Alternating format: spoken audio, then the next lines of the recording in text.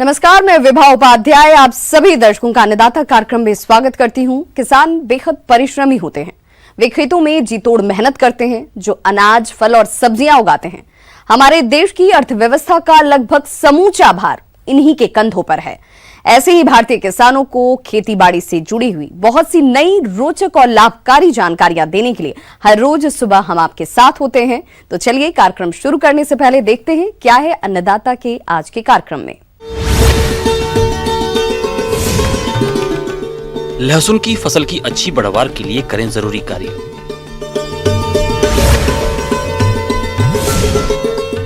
जैविक खेती आज की जरूरत, आइए इस ओर कदम बढ़ाएं। प्रदेश के जिन किसान भाइयों ने लहसुन की बुआई की है, उनकी फसल इस समय बढ़वार की अवस्था पर है। इसकी आगे भी अच्छी बढ़वार हो, इसके लिए इस समय कुछ कार्यों को करना जरूरी है, तभी आगे चलकर इस फसल से अधिक पैदावार मिल पाएगी। तो किसान भाइयों, लहसुन की फसल में इस समय कौन कौन से कार्यों को करें, आइए जानते हैं कृषि वैज्ञानिक डॉक्टर दिनेश यादव से। किसान भाइयों, आज अपने लहसुन की चर्चा करेंगे। लहसुन एक नकदी फसल है। इसके कृषिकरण करते समय ध्यान रखना चाहिए। लहसुन की बुआई करने के बाद में आप इसमें ध्यान रखना चाहिए कि खरपतवार तो नहीं है। खरपतवार नियंत्रण बहुत आवश्यक है। खरपतवार नियंत्रण हेतु लहसुन में निराई गुड़ाई का भी एक अहम बिंदु है। लहसुन में जब निराई गुड़ाई करते हैं तो वायु संचार एक अच्छी तरह से हो जाता है और ज़मीन में जीवांश युक्त जो खाद पड़ी रहती है, वो उसको जो सूक्ष्म जीव होती है वो ज़्यादा कार्यशैली से सड़ा के और उसको खाद के रूप में बदल देते हैं। इससे क्या होता है कि उस पौधों में जड़ों का विकास अच्छा होगा और उस पौधों की वानस्पतिक वृद्धि अच्छी तरह से होगी। और जितनी अच्छी वानस्पतिक वृद्धि होती उतना ही उस खेत में बल्ब या लहसुन का आकार बनेगा और उसमें अल्टीमेट उत्पादन बढ़ेगा। सिंचाई प्रबंधन।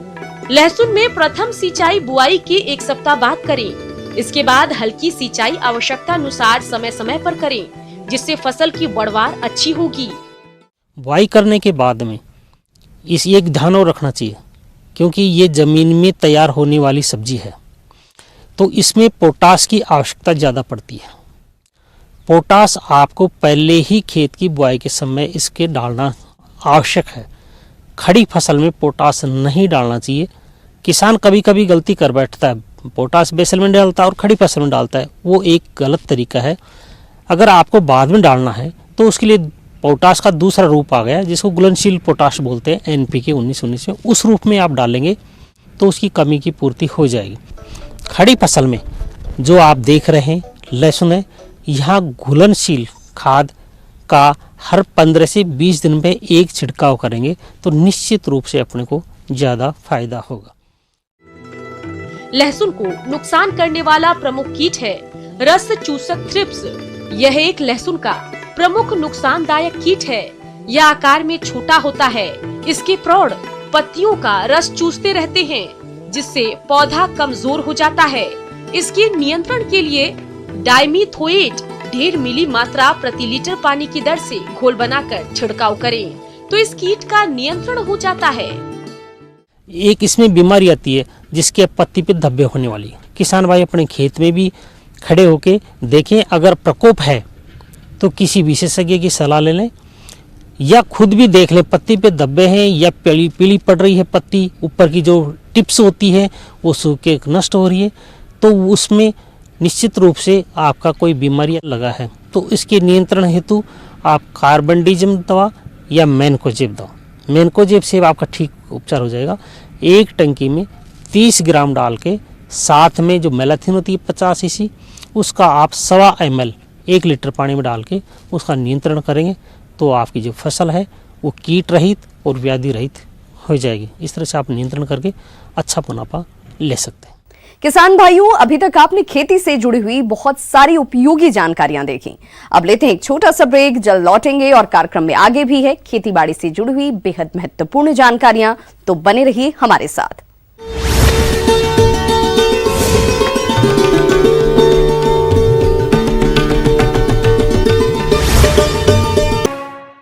ब्रेक के बाद आप सभी दर्शकों का अन्नदाता में एक बार फिर से स्वागत है। चलिए रुक करते हैं अपनी अगली कड़ी की ओर। हमारा देश कृषि प्रधान देश है। हमारे देश की बुनियाद कृषि पर टिकी हुई है। भविष्य में भी हमारी कृषि देश की बुनियाद मजबूत बनाए रखे, इसके लिए आज के दौर में जैविक खेती पर जोर देने की जरूरत है। आज हम आपको मिलवा रहे हैं food and agriculture foundation Amethi university की डॉक्टर शालिनी सिंह बिसेन से, जो जैविक खेती के बारे में विस्तार से बता रही हैं। सभी किसान भाइयों को मेरा प्यार भरा नमस्कार। आज आइए हम बात करते हैं जैविक खेती की। कि पहला एक सवाल आता है, अगर कोई किसान भाई जैविक खेती करना चाहता है तो वो क्यों करे और कैसे शुरू करे। जैविक खेती कोई नई बात नहीं है। पुराने समय में हमारे पूर्वज जैविक खेती ही करते थे। बस उस समय जैविक खेती की उन्नत तकनीक नहीं थी, लेकिन आज जैविक खेती नए ढंग से करके किसान अच्छी उपज ले रहे हैं।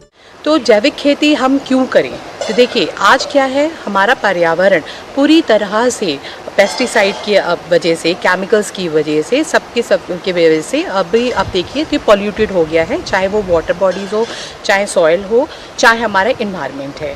और अभी देखिए कि कितनी सारी जो ह्यूमन के अंदर बीमारियां हैं वो भी पनपती जाती हैं। मैं ये नहीं कह रही हूँ पेस्टिसाइड की वजह से हो रही है, पर हाँ, जो रेसिड्यूअल इफेक्ट होता है पेस्टिसाइड का, कई पेस्टिसाइड जो बैन है हमें पता भी नहीं है, उसकी वजह से ये प्रॉब्लम हो रही है। तो अगर हमें लॉन्ग टर्म इसका इफेक्ट देखना है तो हमें अपना ऑर्गेनिक फार्मिंग की तरफ जाना ही पड़ेगा।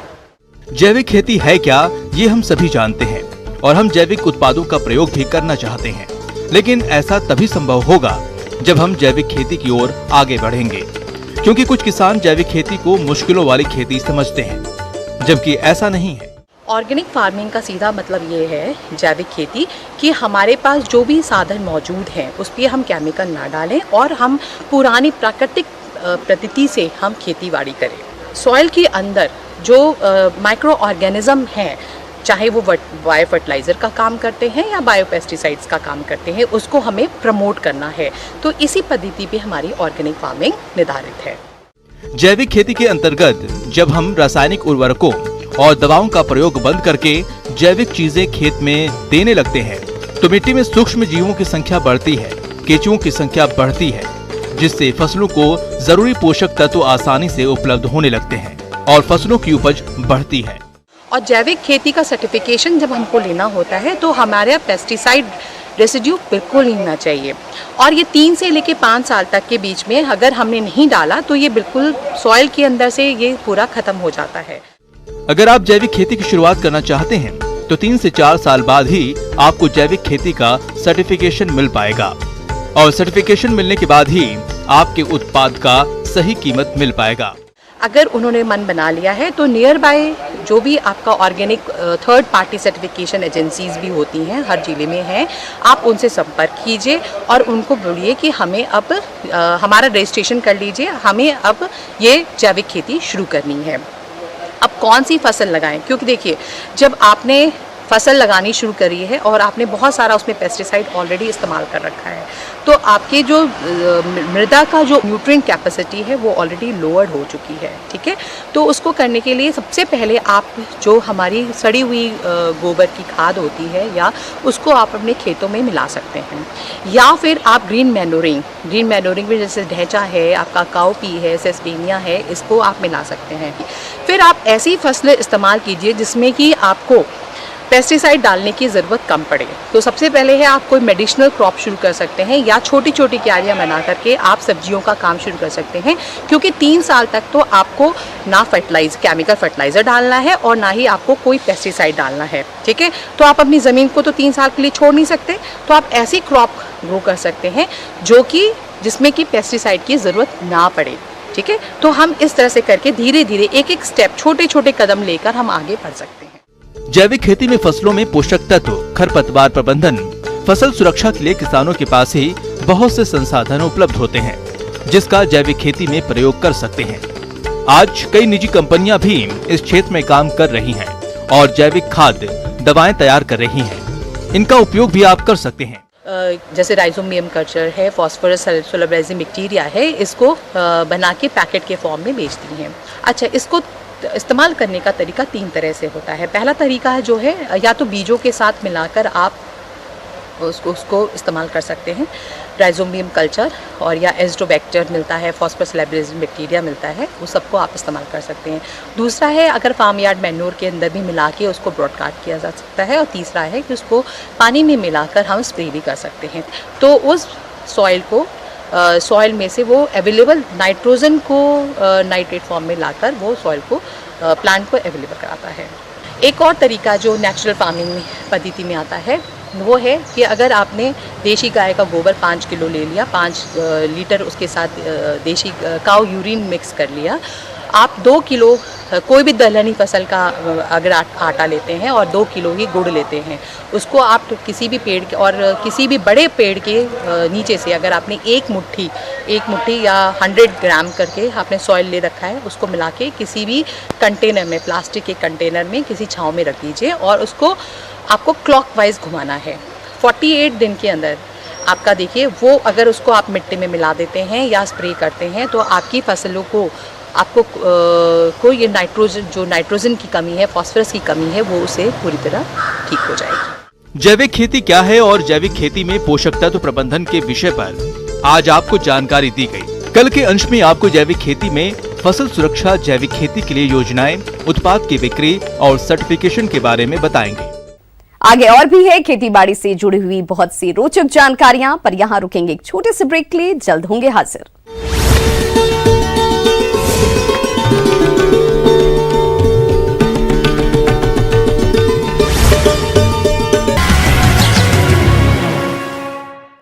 ब्रेक के बाद एक बार फिर से आप सभी दर्शकों का अन्नदाता कार्यक्रम में स्वागत है। बढ़ते हैं अपने अगली प्रस्तुति की ओर। प्रदेश में लगभग सभी इलाकों में कड़ाके की ठंड पड़ रही है। तापमान में लगातार गिरावट दर्ज की जा रही है। ऐसे में पशु अगर ठंड की चपेट में आ जाते हैं तो उनका उत्पादन कम हो जाता है। साथ ही पशुओं को निमोनिया रोग होने का डर बना रहता है। तो चलिए पशुओं में निमोनिया रोग की रोकथाम के बारे में जानते हैं पशु वैज्ञानिक डॉक्टर RM मिश्रा से। भाइयों, आप पशुपालन करते हैं तो पशुओं में स्वास्थ्य प्रबंधन एक महत्वपूर्ण विषय होता है। अगर देखा जाए तो ऐसे मौसम में जब ठंड काफ़ी पड़ी हुई है, ऐसे में हमारे पशुओं को निमोनिया जैसे बीमारी से बचाना एक बहुत बड़ा चैलेंज है हमारे किसानों के लिए। निमोनिया जीवाणु एवं माइकोप्लाज्मा जनित संक्रमित रोग है। ये रोग शीत ऋतु में या वर्षा ऋतु में अक्सर होता है। बुखार की हालत में पसीना होने पर बहुत ठंडा पानी पिलाने से और ठंडी हवा लग जाने से ये रोग हो जाता है। निमोनिया कई प्रकार के होते हैं और कई कारणों से हो सकते हैं। बैक्टीरियल निमोनिया हो सकता है, वायरल निमोनिया हो सकते हैं, पैरासाइटिक यानी कृमि रोग के चलते भी निमोनिया हो सकता है। और ख़ास करके तरल दवा खिलाने में अगर उनके फेफड़ा में दवा चली जाए या पानी चला जाए तो उसमें भी एस्पिरेशन निमोनिया जिसे हम कहते हैं वो भी होता है और जानलेवा भी हो सकता है। हमारे पशुओं में सांस लेने में कठिनाई होती है, सांस गहरा नहीं सांस ले पाते हैं वो लोग, हल्की सांस और तीव्र गति से सांस लेते हुए आप पशु को देखेंगे। नाक से पहले पानी गिरेगा और कुछ ही दिनों के अंतराल पर वह पानी एक गाढ़े नेटा के रूप में या सिंगन के रूप में वो परिणत हो जाएगा। वो सफ़ेद रंग का या पीले रंग का स्राव नाक से निकलते हुए आप देखेंगे और आँख से कीचड़ भी आ सकते हैं। और आपके पशु गर्दन को आगे की तरफ करके बहुत कष्ट से सांस लेते हुए आपको दिखाई देगा और देखा जाएगा कि पशु कमजोरी के कारण मृत्यु को प्राप्त होते हैं और आपको भारी क्षति होती है। इस रोग में रोगी पशु बहुत सुस्त रहता है, खाना पीना और जुगाली करना बंद कर देता है। उसके रोए खड़े हो जाते हैं, उसे जख्म और खांसी हो जाती है और पशु का शरीर कांपता है और साधारण ज्वर हर समय बना रहता है। उसकी नाक से बलगम निकलता रहता है तथा नाड़ी तेज चलती है। अब निमोनिया रोग से किस प्रकार से आप बचाव यानी करेंगे, इस पे आपको ध्यान देनी है। तो हमें ध्यान यह देना है कि जब मौसम में परिवर्तन हो, जब ठंडी हवाएं चल रही हो और हवा में नमी हो, तो ऐसे में उनके आवास में आप ध्यान दें कि बहुत ज़्यादा गीलापन ना हो, आवास का जो फर्श है वो सूखा हो, पशुओं का शरीर गर्म बोरे से हो या पुराने कंबल, एक ओढ़ने का एक चादर रूपी वस्त्र बना सकते हैं। और पशुओं के आवास में आप इस बात का भी ध्यान दें कि हवा, ठंडी हवा सीधे अंदर प्रवेश ना करती हो। घर में आवास में गर्म करने का व्यवस्था भी आप कर सकते हैं जाड़े के दिनों में। इन विषयों पे आप ध्यान देंगे और प्रबंधन को दुरुस्त करके अपने पशुओं को निमोनिया रोग से बचाने का प्रयत्न करेंगे। रोग से ग्रसित पशुओं को स्वस्थ पशुओं से अलग रखें। रोगी पशु का जूठा आहार या पानी स्वस्थ पशु को पीने नहीं देना चाहिए। अधिक ठंडा मौसम होने पर पशुओं को पशुशाला में बांधना चाहिए। इसके अलावा पशुशाला में ठंडी हवा रोकने के लिए दरवाजों एवं खिड़कियों पर पर्दे लगा दें। इसके अलावा रोग ग्रसित पशु को नौसादर, सौंठ एवं अजवाइन एक तौला को अच्छी तरह से कूटकर 250 ग्राम गुड़ के साथ दिन में 2 बार देने से भी ये रोग नियंत्रित हो जाता है। निमोनिया के लक्षण अगर आपको दिख रहे हो, बुखार हो, पशु खाना कम कर दिया हो, तो आप चिकित्सक को तो अवश्य दिखाएं, नहीं तो आप अपने से भी एंटीबायोटिक दवाओं का प्रयोग कर सकते हैं। पेनिसिलिन ग्रुप की दवाएं इस पे बेहतर कार्य करती हैं। बड़े जानवरों में 40 से 50 लाख इंटरनेशनल यूनिट प्रतिदिन 5 से 7 दिन तक स्ट्रेप्टोमाइसिन इंजेक्शन दे सकते हैं। टेट्रासाइक्लिन ग्रुप की दवाओं का आप प्रयोग कर सकते हैं। इन विभिन्न प्रबंधन की व्यवस्थाएं और चिकित्सा की जो उपाय हैं, अगर इन सारे पर आप ध्यान दें तो आप अपने पशुओं को इस बीमारी से बचा सकते हैं।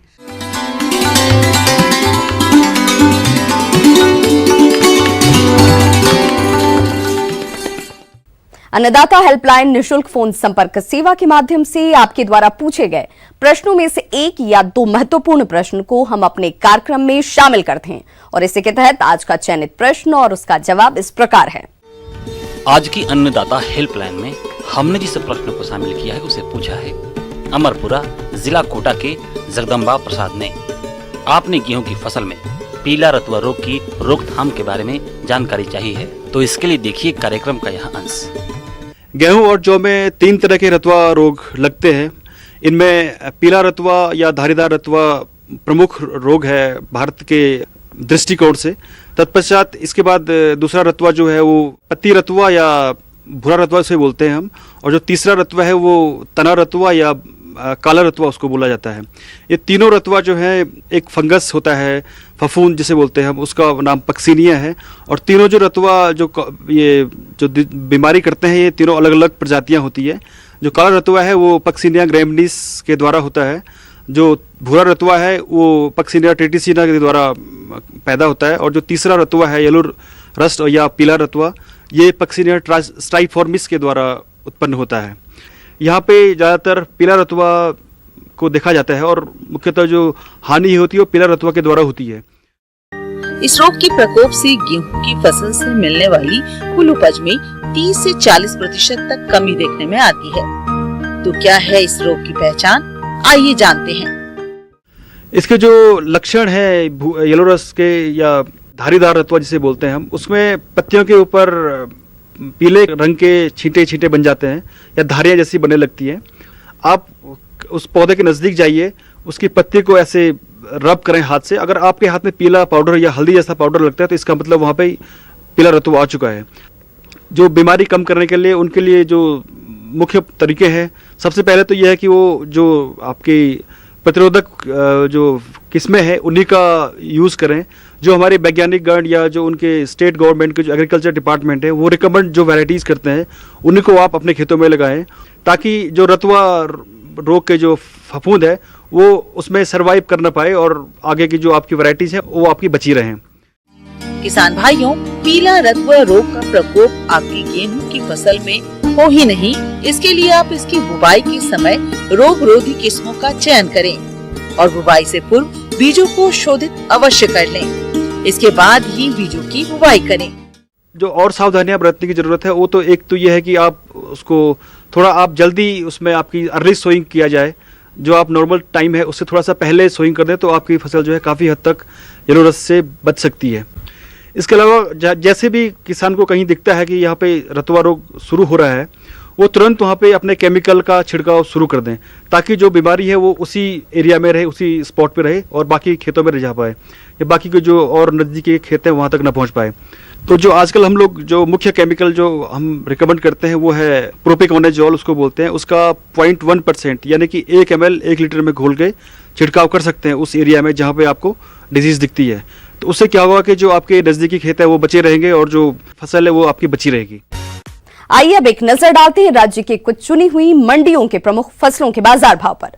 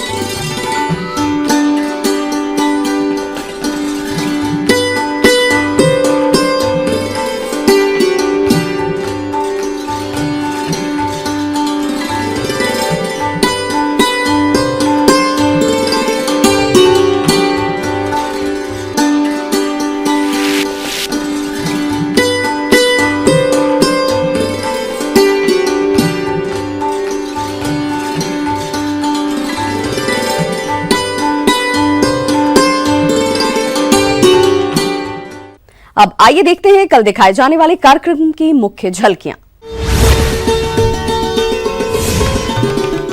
अच्छी बढ़वार के लिए जौ की फसल में किए जाने वाले जरूरी कार्य।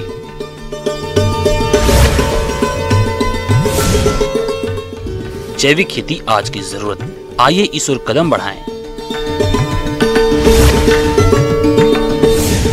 किसान भाइयों, अन्नदाता आपकी सेवा के लिए संकल्परत है। कृषि संबंधित समस्या और सुझावों के लिए आप हमें इस पते पर संपर्क कर सकते हैं। Producer Annadata, news 18 Rajasthan, Ramoji film city, Hyderabad 501512। साथ ही आप हमें ईमेल भी कर सकते हैं। हमारा ईमेल आईडी है p18annadatarajasthan@news18.com। इसके अतिरिक्त आप हमें निःशुल्क हेल्पलाइन नंबर 180041912555 पर सोमवार से शनिवार सुबह 10 से शाम 4 बजे के बीच संपर्क भी कर सकते हैं। किसान भाइयों, अब समय हो रहा है आपसे विदा लेने का, तो हमारी अन्नदाता टीम को दीजिए इजाजत। कल फिर से होगी आपसे मुलाकात कृषि संबंधित कुछ और महत्वपूर्ण जानकारियों के साथ। नमस्कार।